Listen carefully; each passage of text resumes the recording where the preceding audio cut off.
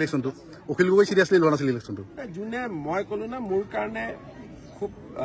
result এটাই মানুহৰ মনত অহংকাৰ আনিব নালাগে সেইকাৰণে আজি ৰিজাল্ট হৈছে লগে লগে কামত নামিয়ে দিছো ৰিজাল্টটো বুলি পাগলি থকা নাই আৰু যে যি হল হল আৰু অহাটোলৈকে চিন্তা কৰিব লাগে কাৰণে ৰাতিপুৱা ধুবুৰীত গৈছো গোৱালপাৰাত গৈছো 21 তাৰিখে যোৰহাটত যাম 20 তাৰিখে দেৰগাঁৱত যাম মানে জিৰণি লোৱাৰ কথাটো নাহে স্যাৰ এই পঞ্চায়তৰ সভাপতিক লৈ টনা অজৰা চলিছে কোনে প্ৰেসিডেন্ট হ'ব কি হ'ব পঞ্চায়তৰ সভাপতিটো আমি যেহেতু ৰাজনৈতিকভাৱে ইলেকশন কৰা নাছিলো গতিকে আমি মিলামিছা কৰি দিয়াৰ চেষ্টা কৰিম কিন্তু আমি বহুত বেছি নুসুমাম আঞ্চলিক আৰু জিলা পৰিষদটো যেহেতু দলৰ মনোনয়ন জিকিছে গতিকে দলে নিৰ্বাচন কৰিব কিন্তু সদস্যসকল যেহেতু নিজৰ ভাৱে জিকিছে আমি কম যে ততি মিলামিছা কৰিলে অমুকত পাত কিন্তু নামানিলে আমি তাত বহুত বেছি নুসুমাম অপ্ৰিয় হলো সত্য স্যাৰ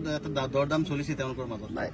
যোনে কৰক কিন্তু তেওঁলোকৰ সেই এংগলটোত আমি বৰ বেছি সোমাব খোজা নাই আগতো সোমোৱা নাই এতিয়াও আমি নুসুমা সেইটোৰ পৰা আমি নিজক দূৰত ৰাখিম স্যাৰ যেটো পৰিস্থিতি দেখিছে দুৰ্নীতি যেনিবা বেছি হ'ব হেনেকুৱা এটা ইমান সহজ নহব দুৰ্নীতি কৰা কাৰণ প্ৰশাসন টান হৈ আহিছে ধৰক আগতে PMY দুৰ্নীতি কৰিছিল ঘৰ দিন বুলি এতিয়া নোৱাৰা হৈ গ'ল গতিকে কথা পাত্ৰাবিলাক বেলেগ বেলেগ হৈ আহি আছে যোনে টকা খৰচ কৰি জিকিছে লাষ্টত সি দুখ আৰু কষ্ট পাব টকাকেইটা ঘূৰাই দিব নোৱাৰি এইটোৱে এইটোৱেই কোনো আমি যে দিনে ৰাতিয়ে কষ্ট কৰি থাকো সেইটোৱে